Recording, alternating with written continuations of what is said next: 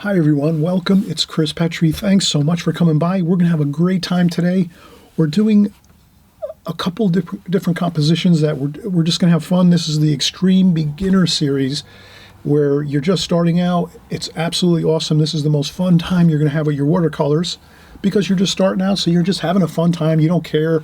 You're not worried about your techniques and all your art supplies and all that kind of stuff. You realize you grab yourself a simple paint set, with the 5 and dime online, $5-10 you spend, you get some brushes and some paints. You probably have pens and pencils around the house. You use those to do your drawing. You just have to buy a little bit of watercolor paper maybe for these type of exercises. Other than that, you're set and you're ready to go. So this is what we're going to do here. We're going to do two beautiful compositions. The first one is a tree, and we're going to have a little hill and a tree. Let's zoom in a little bit. There we go. And you're going to have a lot of fun doing this. This is really a simple composition. You're going to learn how to add some leaves to your tree once you get your trunk in and your branches, so that you leave lots of airspace in there so the birds can fly through. They're flying around and they need a little spot to fly through. And that's how we think of it. Always remember, you want to leave some space in your leaves on your tree. It makes it look much more beautiful. And a little bird we have here sitting on one of the smaller trees to the side over here, and some weeds and grasses and things, and a couple splashes, and a gorgeous blue sky wash, which we do right in the beginning. So this is the glazing technique here. So if you can imagine, we're going to think about watercolors most times as two different techniques: the glazing technique and the alla prima technique. The second painting we're going to do is the alla prima technique. This is the glazing technique. A first light wash of beautiful blue sky wash right into the foreground here in the hillside. And then we go over with our darker washes for our second glazing, or our second wash, after that first wash 100% dries. And that's all we have to remember. When you're doing the glazing technique, you have to let that first light wash dry 100%. Then you go over with your darker washes to fill in your subject matter, and you're all set. You'll have a fun time. It'll be much easier than trying to suffer through painting over the top of wet paper, because as soon as you do that, everything will go wrong. So, great thing to know. The glazing technique, as long as you do it the correct way, you're all set. And then we have our second painting. This is a really fun painting too, and this is an extreme beginner's painting as well as the first one. Not really difficult. We went over how we're going to draw this and then paint this alla prima style, which means we draw it first with our pencil, and then after that we just paint everything at one time basically. We did let some areas dry, and you'll see that in the video, but for the most part you can see that this is a really fun painting to do. You can do a larger version of this painting once you do it a few times with smaller compositions. You can do this in a larger format. And basically we just kind of showed how with magic marker, this is what we did. We did the bench, the wood timbers of the bench across basically these are two squares, if you can see that, right? The bodies are basically two squares like this. Then we add a little bit of a roundness to them, and then another circle on top and circle on top, and then a hat on both figures. You can leave the hats out and just make them round. For the heads, you can leave the heads just round without any hats on there, but hats look a little more interesting, I think. So you do it the way you want to do it, but that's basically the simplicity of this composition. And it's a figure painting. You can do this even as a beginner. I'm breaking it down into simple. The bench that's all it is. The park bench with the timbers going across. You have the two supports for the bench there, and then you have two squares fused together, and then the heads on the top. And then we have our beautiful bird here that we added in, which looks fantastic and makes much more of an interesting painting, with a bird along the side here, joining the two figures as they're sitting in the park. So I hope you'll enjoy this video. It's a lot of fun. Just try it. Maybe do this 2-3 times, each of these compositions 2-3 times, and you'll each time you do it, you're going to learn something new. You'll get a little better at each one as you go. And if you do them 10 times, each one 10 times, by the 10th time, you'll have learned 3, 4, 5, or 6 different things that are going to go much better for you as you keep progressing in your watercolor painting. Okay, so everybody, we'll get back here in just a second.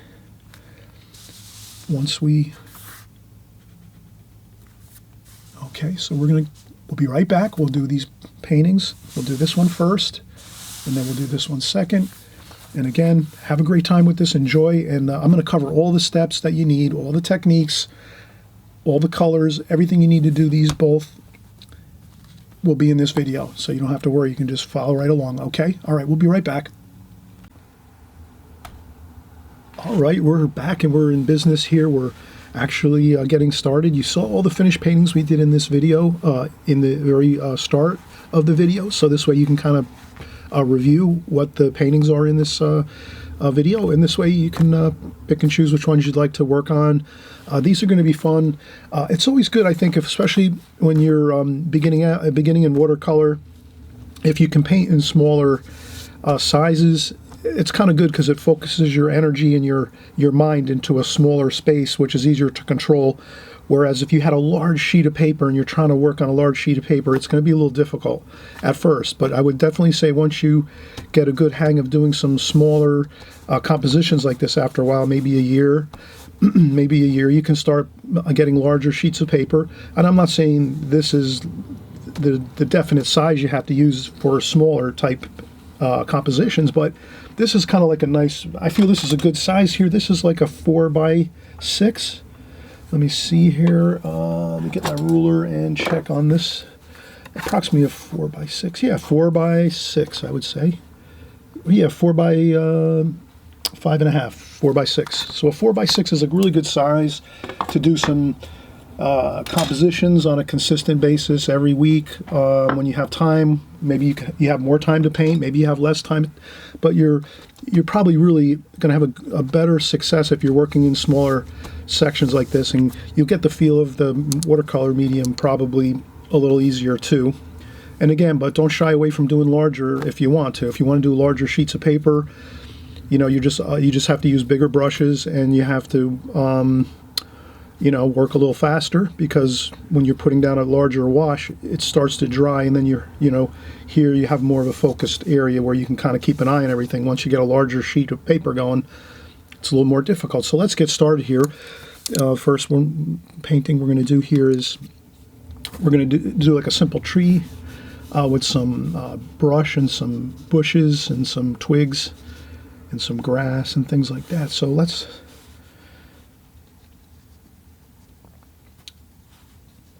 we're doing just a little bit. You can see here now.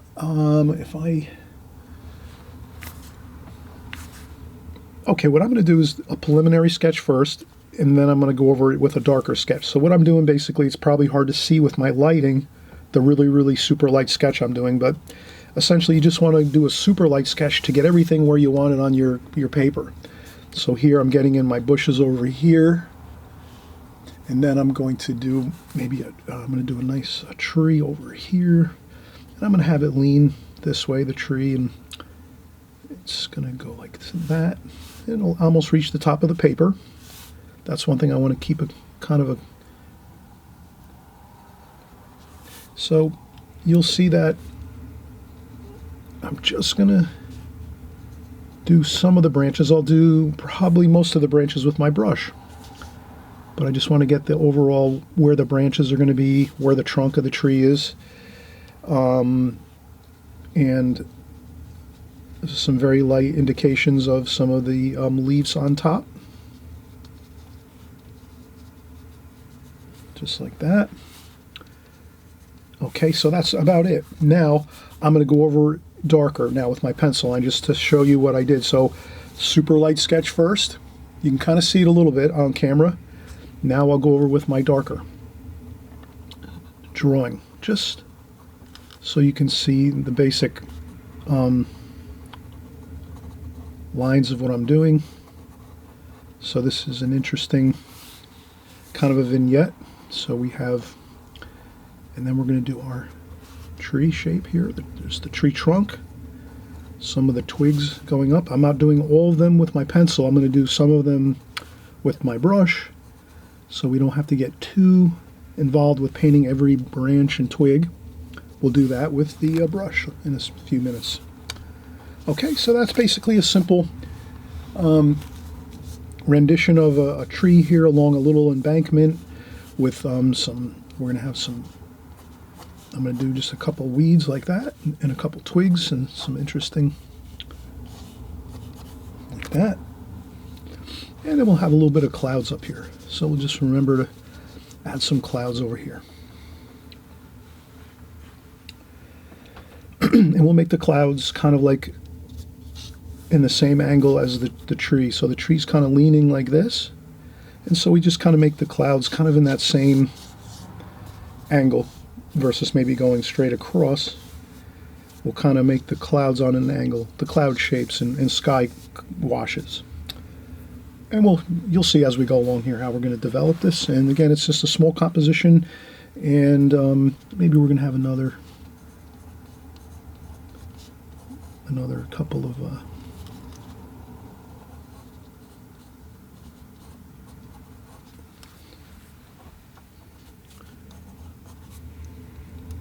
and I think that's good. Okay, so now we're going to get started with the painting, but before I do that, I just wanted to mention too quickly, if you haven't subscribed and you like this channel and you like coming here and learning about the extreme beginners watercolor techniques and methods as we go, please hit that subscribe button. It's right on the right hand side there. Also, there's a notification bell. You can click on the notification bell. This way you'll know exactly when our videos come out every week, and you'll be alerted to it. And maybe you want to watch it one time if you're maybe just have some downtime and you want to watch it quick through for one time. And then maybe the next day or two when you sit down and you're going to do your drawing and your painting, you'll already have a little bit of a head start because you've already seen it one time. Your mind's absorbed the painting and the compositions we're doing. And then when you sit down the next time to do it and work along with the video, then you'll be a little bit ahead of the game and you'll already be familiar with it, and then it'll be a little bit easier for you to do the painting and the compositions that we're working on. So I hope that makes sense. And again, if you're subscribing, you won't miss anything. And we're going to be back in just a second. I'm just going to take a quick break and we'll come back and we'll start painting this first composition. All right, so we just took a break. Good to take breaks once in a while. If you don't need breaks or you think you can go maybe a little longer without a break, that's fine. But try to remember that taking breaks is a good idea. It kind of helps you just to relax a little bit and get, you can focus your concentration a little more. When you come back from a break, you have better concentration. Sometimes it's an advantage because you can let some of your watercolor dry, your painting, your watercolor washes dry, and that's what we're going to do. We're going to take a break in another couple minutes because we're going to get our first wash on this painting, and this is going to be again a glazing technique painting. So we're going to do a light wash first over this entire composition painting, and then we'll come back once it dries and we'll start doing our finer details. All right, so now the first thing we're going to do is let's get some sky colors. We're going to do a nice looking sky here. Let's get the blue and maybe a touch of brown. So we're going to do some brown too, to maybe just give ourselves a little bit of a variation on the blue, and maybe a little bit of purple too. So if you can get like maybe three kind of washes here in our paint, in our palette. So we have blue, and usually it dries a lot lighter when you put it on the paper, so make sure you have enough color in there, enough paint, so you can kind of see the consistency of this. And then up here we have a little bit of that brown mixture just to give us a little bit of a grayish blue, and then here's some purple. And that's just, and with a little bit of this too, just to gray down the purple a little bit. There we go. Perfect. That's all we need. Now's the fun part. First, we're going to just, and as I always say, I have fresh, clean water. You always have to empty your water bucket constantly, maybe 2-3 times during your painting process.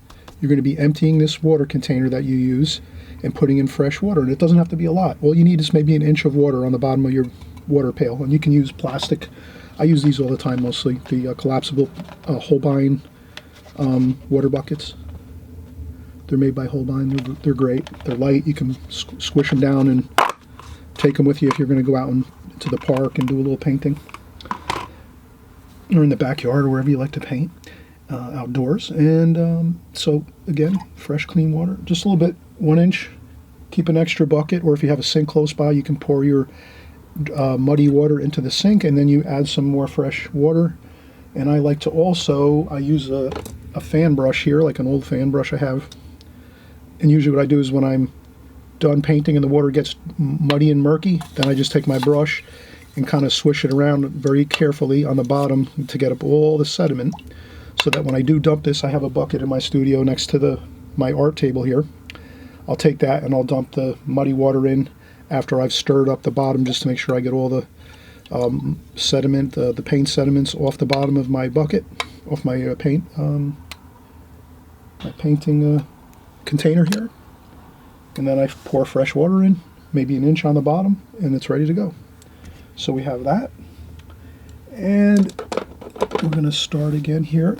And again, we're going to take fresh, clean water. So you always know I'm going into my water bucket next to me. I don't have to really show that. It's taking up too much real estate on my camera frame here. So this is the tissue. You rinse your brush off. When you're doing details in the darker washes, you'll be using tissue to take some water off, or you can use a sponge next to your water pail. I have a sponge here, and where is it? There it is. So I have a sponge sometimes next to my water pail. I just trim this down. It was like a larger kitchen sponge. I just cut it into small pieces with a scissors when it was moist and damp, so it's easier to trim. And then I put this next to the water bucket, and I can tap my brush on the sponge next to my water bucket, and then I come over here and get the paints. Now, if you're doing a sky wash like this, now we're not even going to use a sponge or tissue. We're just going to wet our brush, fresh, clean water, and just make a little bit of some wet wash, some clean, fresh water, not everywhere, but here and there on the sky, and then maybe a little bit on the ground area too, not everywhere, here and there, just a couple spots. It gives a nice alternation of drier paper and wetter paper when you put your wash on. So that's all I'm doing here, is adding intermittent bits of clean, fresh water onto my paper, down here by the weeds, over here too, by the embankment over here where there's some grass and things and weeds, and then in the sky. Now, watch how fun this is. Once you go in and grab your sky wash and you just go across, it adds all that interesting happenings. Look at that. You don't have to, watercolor paints itself, actually. A great artist once said that 60% of watercolor, the paint and the water does the work. So that's all we're doing here, is we're letting the paint and the water do the work. Look, I don't have to do anything. I just go like this, touch the paper with some of the paint colors, and just let it do its thing. The least amount of overwork you want to do, and that's how we do it. And look at that. And then we go in here, we'll get some purple too, put some purple in the sky. Then you can maybe make a decision you want quite a bit of it like that. Not as much things broken up into smaller bits and pieces. You want something more flowing and uniform. So there we go. A little bit of white spots here and there for the sky. You could take a tissue even too and add a cloud or two. Just gently touch like that. And then over here in the ground area, a little bit of the purple and the blue and the grayish brown, like that. A little bit on the hillside over here too. This way everything has got that blue, purplish, gray wash across the whole painting. Then we add some more brown, maybe a little orange and brown, and orange and brown, with maybe a little touch of blue like this. And we're going to add some of that ground color. Look at that, how easy that is. Okay, now remember, this is the first wash, so you're not doing all the details now. You're just getting that first preliminary wash in, like we're doing here. And that's all we do. And then at this point,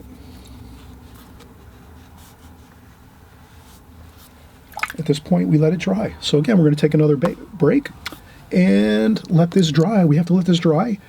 It says we didn't put a ton of water on here, on the paper, a ton of wash and a ton of water, but we did put a good amount on here. So this should take about a half an hour to dry, where you can go back in and start working on this after about a half an hour to an hour. If you want to use a blow dryer, be my guest. I'm going to use a blow dryer myself. Once I take a break now, I'll blow dry this and we'll come right back and we'll start working on the finer details of this, and it'll be a beautiful composition completed, and then we'll work on our next one right after that, okay? All right, we'll be right back. Okay, so we are back and we are working here on our composition. We have a beautiful tree, some a hill, an embankment, a hill here, beautiful outdoor scene with a tree, some beautiful blue sky. You can see here this is pretty much dry now. It's dry to the touch. I can touch the paper, nothing's happening. It's pretty much like 90% dry. That's fine.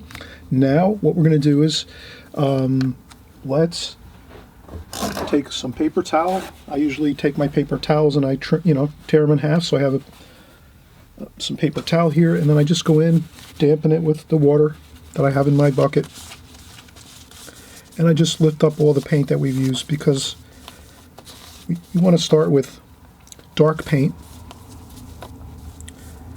So we're going to use straight paint out of the palette here, and we don't want to have too much puddles of paint in our palette. That'll ruin the wash that we're going to do on top of this light wash. So remember, when you're going to go to do your second glazing or your second wash in the glazing technique, we're working in the glazing technique, and many of you, I know, you're my extreme beginner students. I know you're going to look at my other videos and watch them too and see what's going on over there.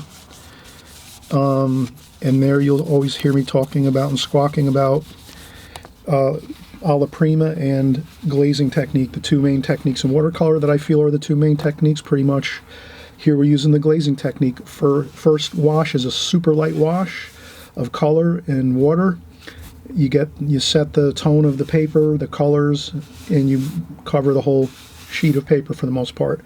And then when you come in with your second glazing, you're going to be using straight paint, pretty much, not much water, to do your darker areas of your paint and your darker subject matter. So that's what we're doing here. And I think we're ready to start doing we'll do our tree here, and some branches and twigs and some of the leaves and things, and we'll be pretty good, and some grasses and things in the foreground here. So we'll start out here, straight paint, no water. Let's add some blue to our brown. So we're going to use the same colors we used for the first wash, the first glazing. And then we're just going to add in a little bit of green. So we'll take some green here, just a little bit of the green into that. And some purple too. So we're getting a good grayish color with some greens in there. And I think that looks pretty good. Maybe some orange. I think that should be good. And then we roll our brush around to get a nice point on it. You can see that. I roll my brush around like this. And there we got the nice point. And then we're just going to do, very carefully, our trunk of our tree. And you can see that we didn't use any water, just straight paint from our palette. And we remembered that we spritzed our palette when we first started. We spritzed our palette when we first started our painting session here, so that it's got a little bit of moisture on the paints, so that we can use the paints and they're not dry. But again, these are, we always talk about this for extreme beginners. You don't have to go out and spend $100 or $200 on paints. You can buy the Prang Oval 16 palette, semi-moist watercolors, and you get great results with this. And it's simple. It's a brand new set. It comes with a brush. It gives you the colors in the palette. When you buy the palette, you'll see that it gives you it explains what each of the colors are: orange, red, violet, green, so forth. You'll memorize the colors after a while. The only thing I did differently is I take this palette, and you can pull all these colors out, no problem. You pull the individual pans out like so, and you can rearrange your colors. And I did rearrange them warm to cool. So everything here is red, red, orange, orange, red, orange, orange, yellow, warm colors over here, and then they start to go into the cooler greens, cooler blues, purple, and then black and white here. So you can just see that I rearranged it when I got it home. Once I ordered this online, I just took each of these all out and just rearranged the colors so that I always keep it the same. I never change this order. This way I don't have to even think about it. I know right where I'm going all the time with my brush. That saves on time. You don't have to think about where your brush is going. Does that make sense? That really helps you a lot. If you keep your palette the same colors and you keep them in the same order, eventually it's like driving a car. You're not thinking about where the shift is or where the signals are or where your button to go up and down with your windows or anything like that. It's all, you just don't even think about it because it's all second nature to you. It's already memorized in your brain and in your mind. And this way you can be handling all the other stuff like watching traffic and different things like that as you're driving, or maybe you don't drive. Same thing maybe when you're eating dinner or having a meal. You're not thinking about how you're holding your fork and your spoon and how you're holding your cup when you're drinking. It's all automatic, autopilot. So that's how it is with painting. You want to make things easy. Don't make it harder for yourself. Make it easy. Keep your paints in the same order all the time. And you can have different palettes. I have different palettes, and they can be different as far as where the paints are, but if I've worked with that palette a number of times and I memorize it, it's okay. I kind of know where everything is. And I want you to do the same thing so things are easy for you. You don't have to worry. All right, I'm doing my darker branches here, the thicker branches. As you can see, those are the thicker branches. And then we're going to even get a better brush. We're going to do some fine branches and twigs and things with a better brush we have. You'll eventually get one of those too. You'll save up a little money. Maybe you have a birthday coming up and someone will give you a birthday gift. And you'll have a nice new brush. All right, so I did some dark, thicker branches there. Good. And now we're going to do this. We're going to use our Alvaro Castañet needlepoint brush. This is like the best brush I've found for anything, landscape paintings, flower paintings. You can use this brush in all of your paintings. It's got a super fine point on it, which gives you incredible detail. And that's the key. You wouldn't be able to get the details we're going to do now with this brush because it's got a good point on it, but not like this. This has got a super fine point, and that's what we need here. And we're going to just get a little more. And now for the super fine details, we're going to need some more darker darks. And let's get our blues and purples here. A little bit of green. So we're going to mix up the same colors. I think that's good. And then we're just going to take our needlepoint brush, and you'll see here, I'm going to rest my hand on the paper and just hold it and just do some quick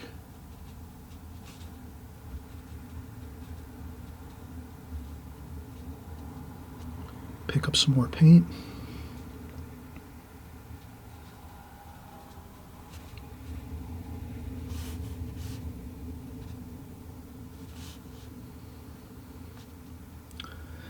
And look at that, these are such fine. You could never do this with another brush other than this kind of brush here, the needlepoint brush. So I encourage everybody, when you can, you want to pick one of these up. You don't have to get it right away. Maybe you have to wait 6 months or a year to save up for it. Whatever it is, that's okay. I'm always saving for art supplies too. And then we'll do some of these. Look at this.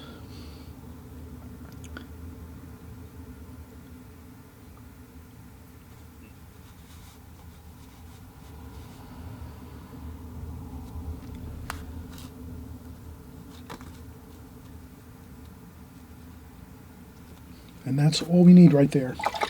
Perfect. Now we'll go back to our other round brush that this came in our set here. So this one was when we purchased our Prang Oval 16 semi-moist watercolor set. And this came with the set. Perfect brush. Now we're going to get some more green here, some more purple and blue, an orange.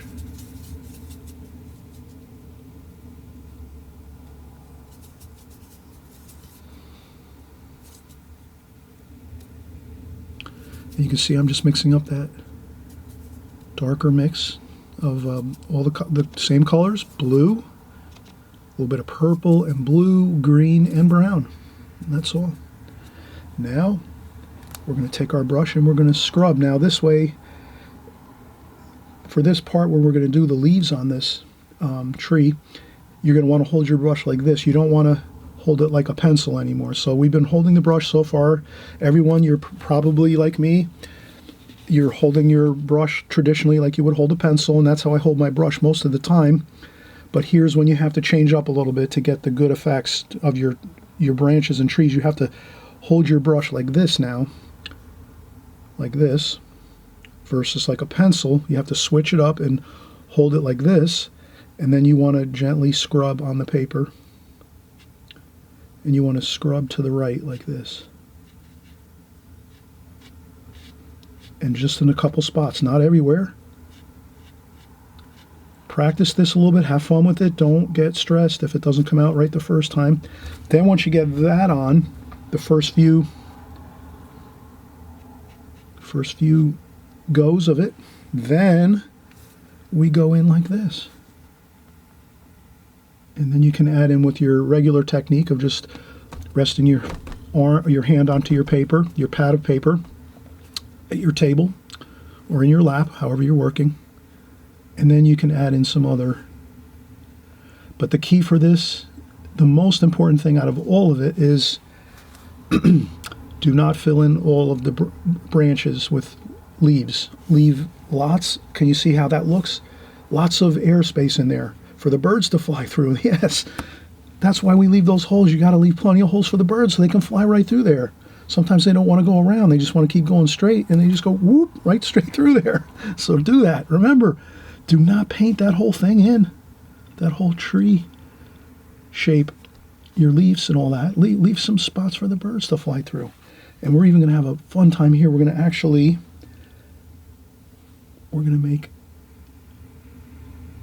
make a bird on top of our tree, which I think is going to be fun. So let's go back to our needlepoint brush. So again, we're going to go back with our needlepoint brush because now we're going to do a bird on the top here of the tree, and we want to be careful with it. Let's see. Wait a minute. Before we do that, I'm just going to put a little bit of. There we go. A little bit of some leaves on this, in there too. Okay. That's good. Now,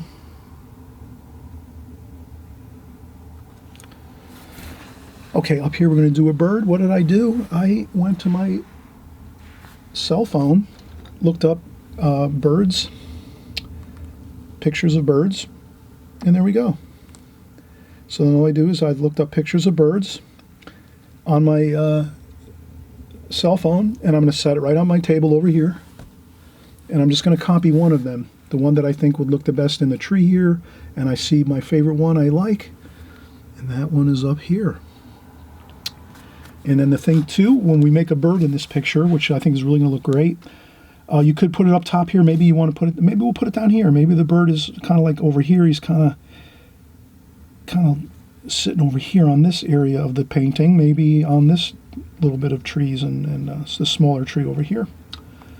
And so I'm just going to do this. I'm just going to copy the shape. Okay, so it's like this. It's like a So my bird friend here is sitting on the branch up here, and then like that.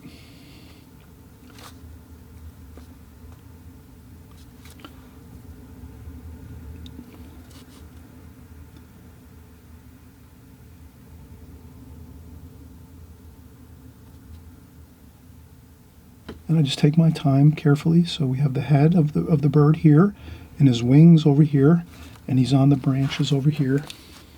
And I think that's fine. That really looks good. And I'm being careful to try to copy what I'm seeing. He's a big bird there. But they're light. Even though they're big, they're light. And the branches are still holding up fine. Like that. See, now we have a little added interest in our composition here, which I think is really fun. Okay, so you can do that if you feel courageous. If you don't want to try out the bird and put that into your painting, don't worry, but it's really quite simple. And again, the shape will, let's see if I can find some paper here. Give me 1 second.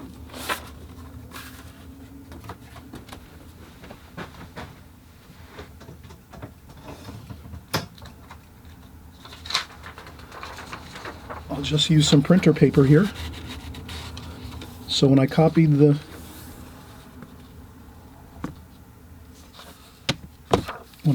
bird shape, you know, I just got we're just doing like a hypothetical if you're going to do it. You know, you just get the basic shape first. It comes to a point here, his wings and his tail section, like that. Like this. And then the head area of the bird there.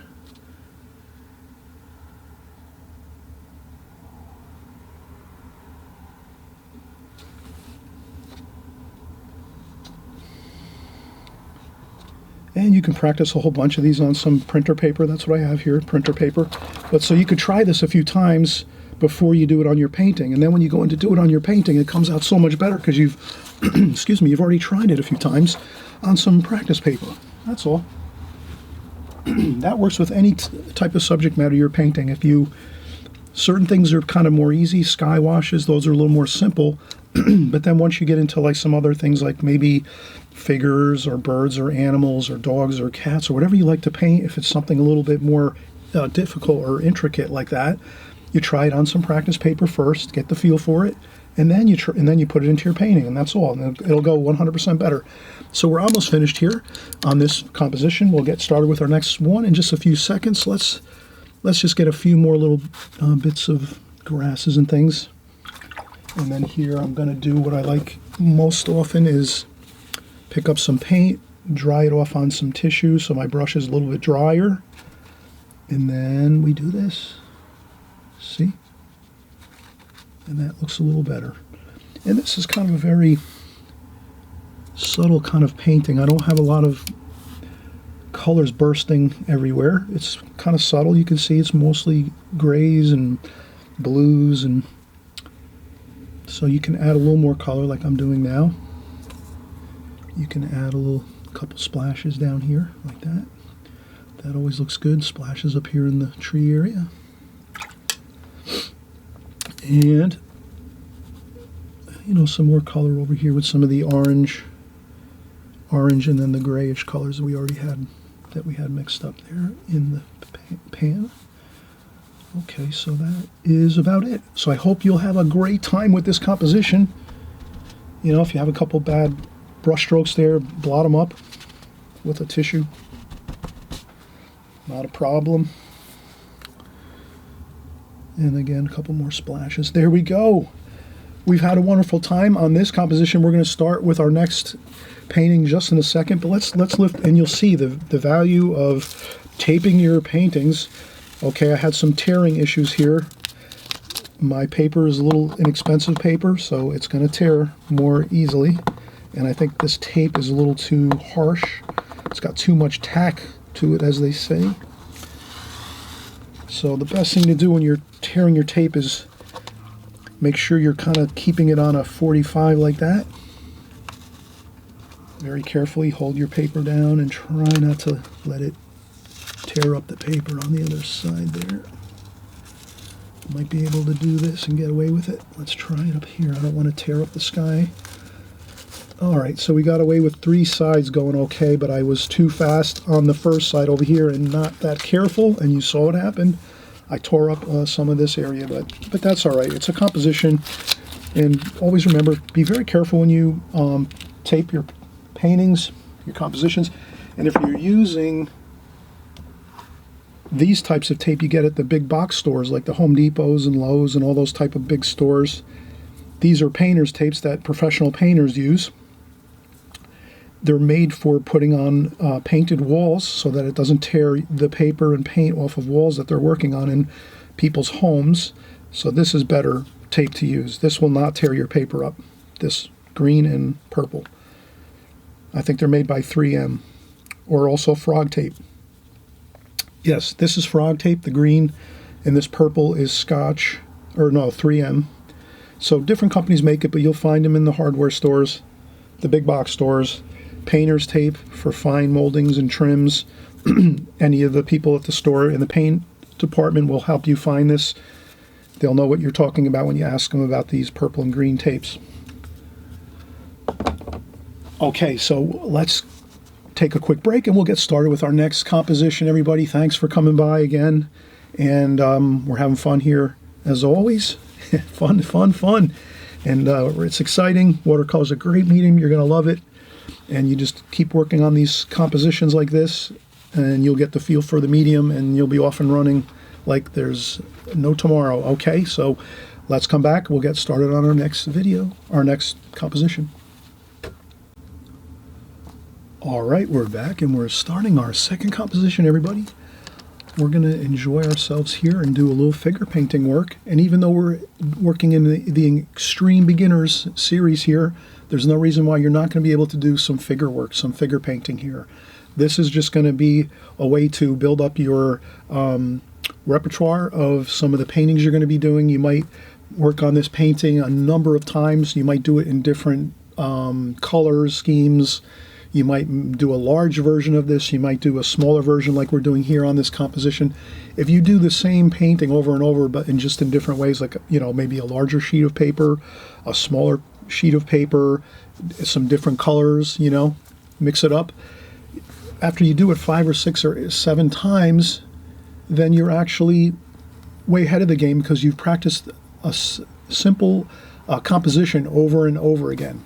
And if you can do something over and over again, you'll get better each time you do it. You'll make a new insight will come into your mind, and you'll say, "Oh, I remember on the last time I did that composition, I did this not that great. Now I know what I have to do on the next one." And that's all it is just perfecting as you go each step of the way. So this painting, I'm just going to do, you know, kind of like this is just. I'm going to do this composition from memory of a picture I painted a few times. So it's like a park bench type of style. So I think I'm going to start it here. And this will be the park bench. So this is the bench like this.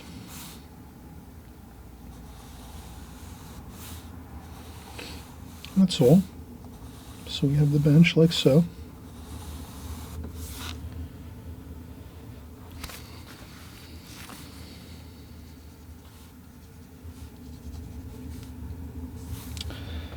And we could do this, I think we would have this, so we'll make our first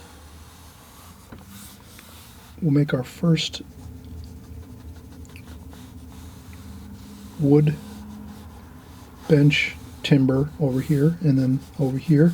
So you see I'm just this is going to be the bench of the park bench, and I'm just coloring in with my pencil a little bit, shading it in.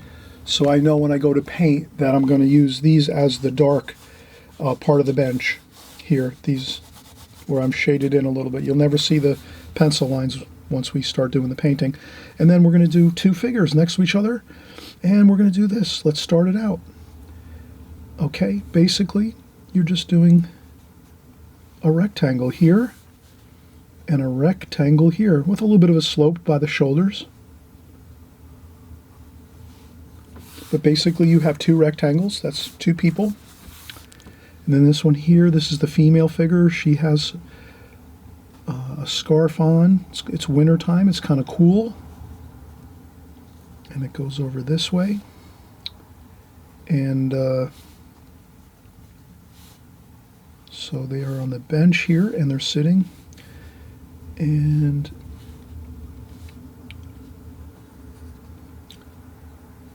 okay, and then this figure here has a jacket on with a collar. This female figure has a hat on, so we could make the hat, or I would say, yeah, the hat is not too difficult. It's an oval like that, so you make an oval. Again, if you need to, you practice some ovals like this.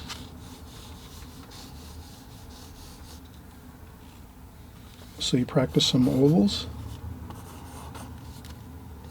like that, and then when you go in to draw this hat, you're drawing an oval, and then the top, like so.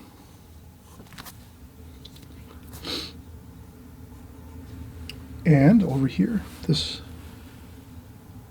gentleman here, he's wearing a cap too. He's wearing a ball cap maybe. Like that.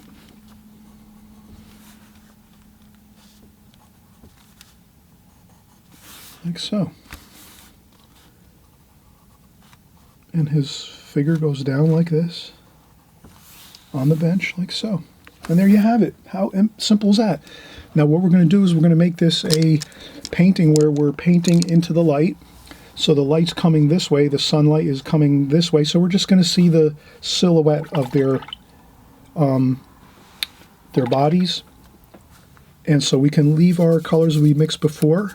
We can leave those same colors in. We're just going to do maybe the same colors again. Let's do some brown, some blue, some orange, some purple, a little bit of green. I think that's good. We have, this will be the alla prima method. We're going to paint this all at one time.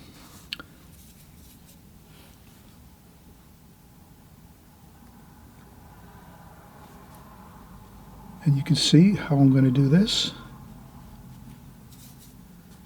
I'm doing the slats of the bench like this. Look at that, how easy that is.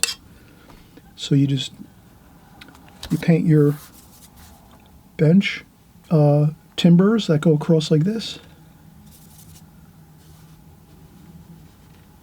Straight across. All you do is you take your brush, load it up with the paint you've mixed, set your brush down on your paper, and then hold your hand on the paper or the pad of paper and just slide gently across. And you have your wood timber for your bench there, so that we have our figures. And then we'll add a little more to this later. And then again, we're just using those same colors, and it's gonna be a silhouette. So we're using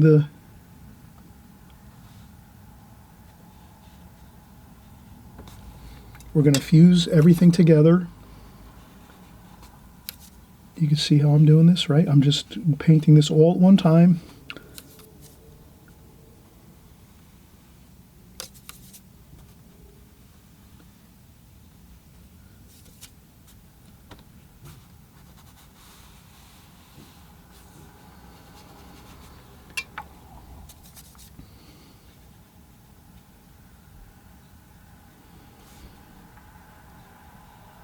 There we go.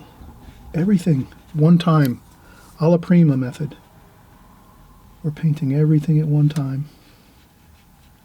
And you can go over these lines with the benches, because we're going to go over with a darker wash on top of these benches. The timbers on these benches here. once we're done. But we want to get the main silhouette done, if that makes sense. Does that make sense here? We're trying to get the main silhouette of this picture completed, and then we're going to go over with more details a little bit later. But you can see how I've gotten everything. Two people. They're on a bench here. They're chatting. Beautiful winter day, bundled up. It's a little chilly out.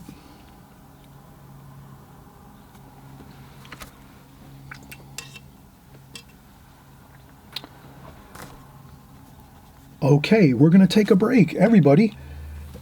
Perfect time for a break, but you can kind of see that this is, once you have your park bench timbers in, then you're just doing basically, again, we'll draw it out quickly so we kind of get an idea of how this, so you'll see. Let's see, what do I have here? Do I have a magic marker? Yes, I do. I have a couple magic markers here.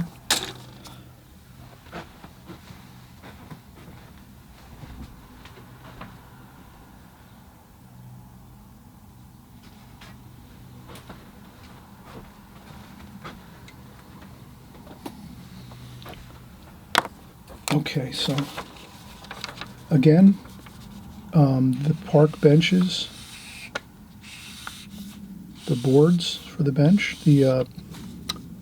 like that, and then we did a rectangle here, and then another rectangle right next to it, so the two figures, so like one rectangle here, and then we put the scarf there, and then the head on top of that, and then a hat.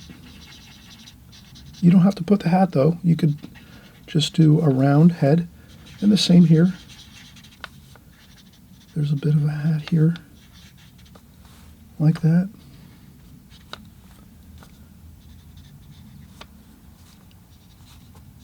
And then we just filled in both areas with paint, like that.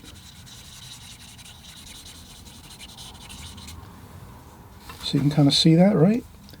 So you have the two figures next to each other.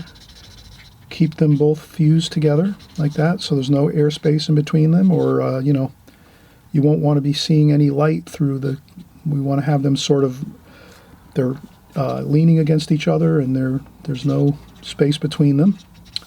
And that's basically the painting. And then we're going to go over with some darker paint, just to maybe add a couple details, and then we'll be all good on this one. But this is a fun one to try. Try it over and over again till you get it where you're happy with it. So it might take you 4 or 5 tries. No big deal. You're doing it in small compositions like this, like a 4x6, 4x7, 4" by 7" format. You tape it each time, just this way you frame everything out really well. And this way, if it comes out really good when you're peeling up your tape very carefully, you'll have a finished painting. Okay, so let's take a quick break. We'll come back and we'll do some darker washes on this, but for the most part, this is pretty good. Again, we'll just do a couple little touch-ups here and then we should be good. And I always mention too, if you haven't subscribed, please consider it. Down there on the right-hand side, there's the subscribe button. This way you don't miss a thing. We do everything watercolors here. We're doing figure paintings, seascapes, landscapes, cityscapes. We're doing small compositions. We do tutorials on paints and palettes, brushes, you name it. We do everything here watercolor. So keep coming back, and especially you're in the Extreme Beginner series, you can go actually back into my archives on my channel. You'll find 10 videos on paints, 10 videos on palettes, 10 videos on brushes, 10 videos on any subject matter you can think of, 10, 20, 30 videos on boats, 10 or 20 videos on landscapes, seascapes, figure painting, you name it. So we have tons of other videos. You can go back and look into my previous videos that I've created on YouTube over the last 5 years, or you can just stick with us each new week as we work on new paintings. We're doing everything new, fresh as we go. So maybe that's, you just rather follow along on the new stuff. That's great too. It's all good. Enjoy yourselves. We're going to finish up this painting in just a second, and that'll be it for this video, and we're going to come back and do another one next week, okay? So we'll be back in just a few minutes finishing up this painting with some details, okay? All right, we'll be right back. All right, everybody, we are back again. We're finishing up this painting. We had a wonderful time doing this painting. This is some beautiful figure painting to a couple together chatting on the bench here in a park. Beautiful silhouette. This is, we're painting into the light, so, you know, we try to make it a habit here. Usually I'm always squawking about putting your light insignia. So up here is your light. So if you pretend this is your spotlight up here, this is your spotlight here. That's your sunlight or your spotlight, and we're painting into the light. So that's the light shining in our faces, basically. And that will always keep you on target with where your light source is, because that's important. Like if you have some shadows in your painting, you'll always want to know where the light is in your painting. So if you put an insignia like this in your painting whenever you're starting out your sketch, whether your light's coming from this side of the painting or if it's coming from this side of the painting, you want to be aware of that all the time. Just something to keep in mind. You might want to make a note of that, but you don't have to worry about it actually, because you're going to see me do this all the time on my videos, so you'll just learn it. It'll just be something that you'll eventually have committed to memory because you're watching it over and over again, and that's why our videos are so great here. You're going to see the same thing over and over, and you'll learn it just by default because you're doing it all the time. So let's do some darker washes here. So I'm going to, since we're doing darker washes, we're going to take our same colors we used before. Blue, purple, brown, touch of green, touch of orange, purple, blue. We're going to want it to be sort of dark here. We're doing a darker wash. So let's do that. Now we're just going to do a couple. I'm going to do just a little bit of darker wash along this. Doesn't have to be the whole, just parts of the fence. I should say the bench. These are timbers, wood timbers on the bench. I want to just get those a little darker. What that does is that makes the figures look like they're further in front of the bench, the park bench here. So if you make these wood timbers a little darker after it's dried, you will notice that it will sort of set the figures a little bit forward of the bench here. And we're also going to do a little bit of we'll do some details on the bench even beyond what we're doing right now. So we're just going to, sometimes you'll need to spruce up your paints with a little spritz of water. Not too much though, just enough to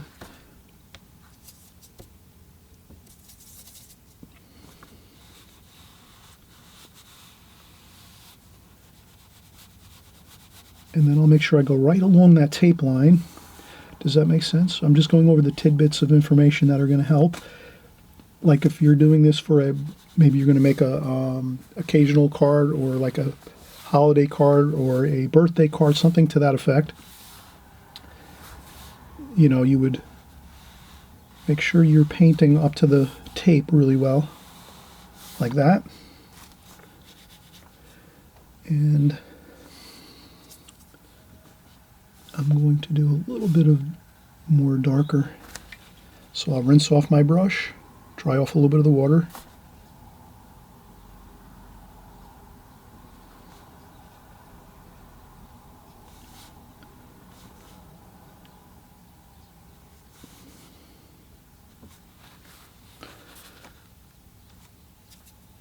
And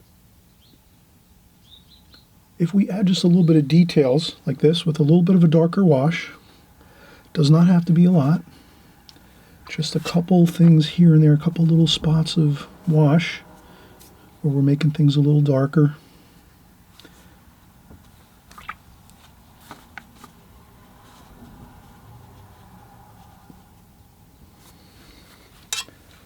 It's going to look a little more detailed and more interesting.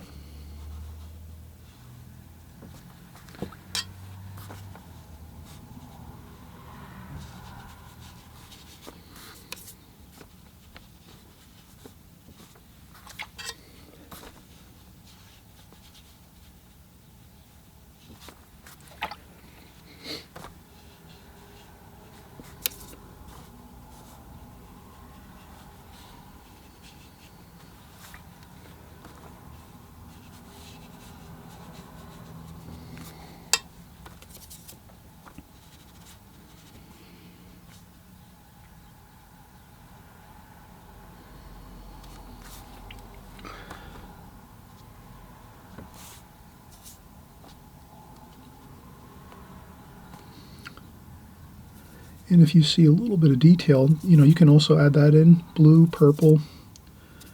Again, we're using the same colors: orange, blue, purple, blue, brown, touch of green. If you see some details, roll around your brush to get a good point on it there. If you see a couple details here with the maybe the scarf has some details on it, you might do a few of those things like that. That can add some interesting maybe a little bit of shadow under there.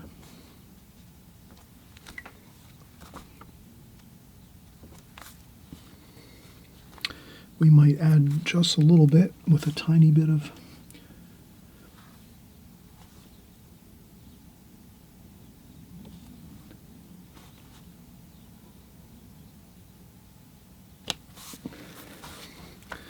sometimes we can add a little bit of I'll do some glasses here.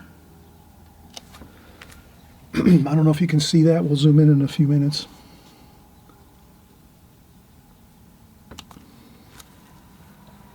But sometimes you can add in a little bit of detail just to make things a little bit interesting. We're going to add in the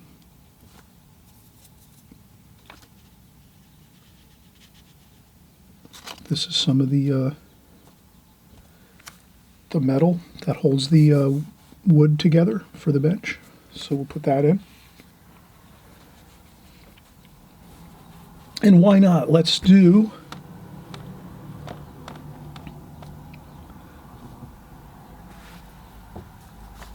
a bird over here. Again, we have to practice them first. So please practice them first. And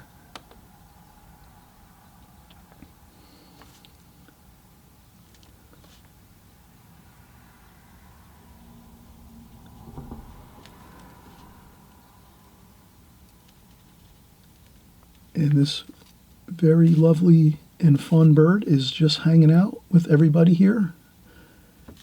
It's the park, and the birds too, they like to be out enjoying the sunny day in the park in the winter time. So if you add this little bird to this scene, it really makes it more interesting, doesn't it? And so we'll put the bird over here, and he's just enjoying. The bird is enjoying the day too, and this couple here is having a fun time there.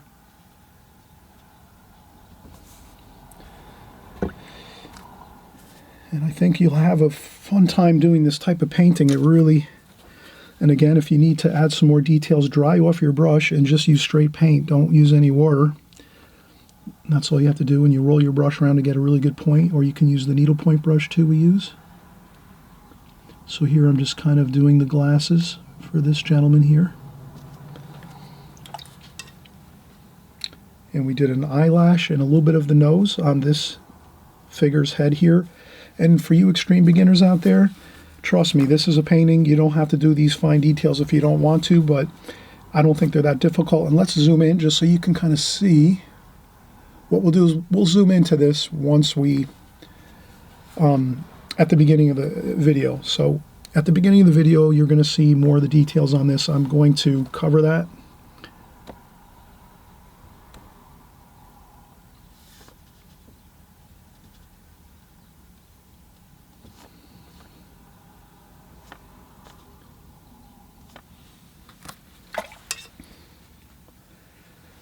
So that we're kind of going over the fine nuances of what we're doing here.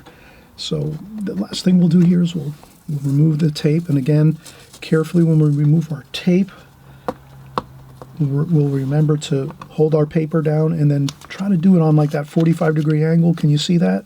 How I'm just going real slow like this? Go real slow with your tape when you're removing it. Unless you know your tape is not going to tear your paper, then you don't have to spend that extra time. But here, I'm not sure about this tape. It's a little bit harsh. Sometimes this tape I have here. So that's why I'm going slow. I don't want to tear my paper. And there we go. We have, so I'm just trying to, again, go slowly, hold my paper down. Keep that tape on a 45-degree angle as you go. Hold your paper down so it doesn't move. And as you go along, and there we have it. Okay. All right, we'll go over the, we'll zoom in on the beginning of the video on these paintings just so you can kind of see more of the close-up details. And I thank you so much for coming by and painting with us. We've had a lot of fun on this video. And again, try these a couple times, 2, 3, 4 times, maybe some different color schemes. But you're going to have a wonderful time. You can do figures even if you're just an extreme beginner. You're just starting out, that's fine. We all were at that point where we just started out with watercolor, so there's nothing to be worried about. You're just going to have to keep working as you go. A little bit at a time, you're going to get better and better. Each time you pick up your pencil or your paintbrush, you'll get better. The more hours you put in, the quicker you go. If you're only painting or drawing once a week, you're not going to progress as quickly. But if you're putting in 10, 15 minutes of drawing every day, and then maybe painting on the weekends and drawing on the weekends, you're going to go a lot faster. You'll make a lot of progress with your drawing skills. So I always mention that. Please try to pick up your anything you have, piece of paper and a pencil, and draw something for 10 or 15 minutes. You're practicing every day. 10, 15 minutes of drawing skills will go so far. So don't worry about it. Just grab it.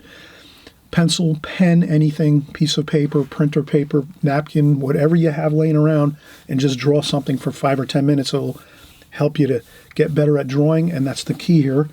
And if you don't want to draw and you just really just can't seem to want to have that time to be drawing, you're not really happy with drawing, well, then you can just paint. So instead of drawing anything, just take your paintbrush and your paints and start painting your subject matter. Don't worry about drawing. Just maybe get everything down rendered with a brush. So instead of drawing, you're just going to go right in and start painting if you don't feel like drawing. Okay. All right, everybody. See you on the next video. And again, thanks so much for stopping by, and we'll see you on the next video. Bye-bye.